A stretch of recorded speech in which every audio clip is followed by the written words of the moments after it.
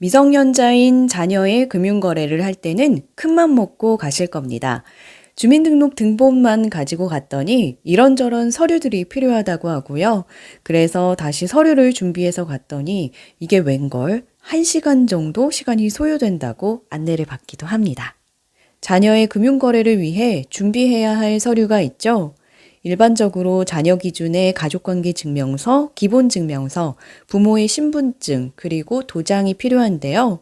가족관계 증명서는 알겠는데 기본증명서는 처음 들어보셨다고요? 기본증명서는 도대체 어떤 서류인지 함께 알아봅니다.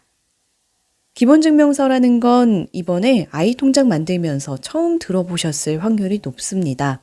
막상 서류를 떼보면 별 내용도 없어 보이는데요. 이런 걸 도대체 왜 요구하는 건지 살짝 짜증이 나기도 합니다. 이 기본증명서는 기준인에 대한 사항이 나와 있는데요. 기준인의 출생에 대한 정보부터 친권자 유무, 개명 등의 여러 내용과 마지막에는 사망에 대한 내용까지 들어 있습니다. 미성년자의 금융거래를 위해서는 친권자 여부가 중요한데요. 이혼을 한 가정의 자녀를 예로 들어보겠습니다. 부모가 이혼을 해도 부부가 이혼을 한 거지 아이에게 부모님은 변함이 없습니다. 그래서 아이 기준으로 가족관계 증명서를 발급하면 부모가 이혼을 했더라도 부모 둘 다 기재되어 나옵니다. 그런데 아이를 기준으로 한 기본증명서는 어떨까요? 이혼을 하게 되면 친권자를 지정하게 되어 있는데요. 미성년자에게 친권자는 매우 중요합니다. 친권자만이 자녀의 금융 전반의 거래를 할 수 있기 때문이죠.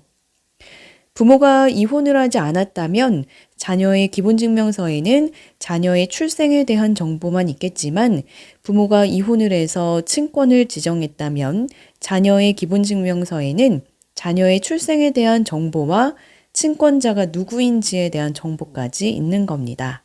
그래서 금융기관에서 미성년 자녀의 거래를 할 때는 친권자 부분을 확인해야 하기에 기본증명서라는 서류를 요구하는 겁니다. 금융기관에서는 모든 거래들을 보다 간편하게 하기 위해 노력하고 있는데요. 미성년자 거래를 할 때는 친권자를 확인하기 위해 서류도 더 철저히 요구하는 부분은 어쩔 수 없는 부분인 건 사실입니다. 네이버 지식백과의 기본증명서를 검색해보면 기본증명서는 개인의 기본적인 사항을 증명하고자 발급받는 문서로 성명이나 주민등록번호 등의 정보를 말한다고 합니다. 여기에는 해당 정보만으로는 특정 개인을 식별할 수 없더라도 다른 정보와 용이하게 결합하여 식별할 수 있는 것을 포함하는데요.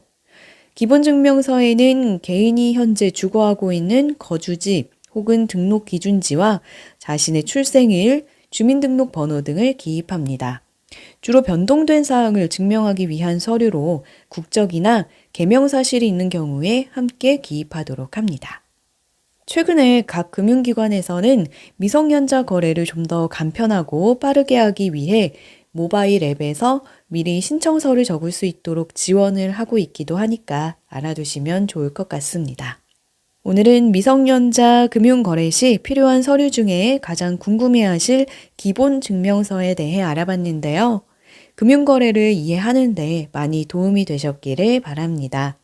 다음에도 알차고 유익한 내용으로 찾아오겠습니다.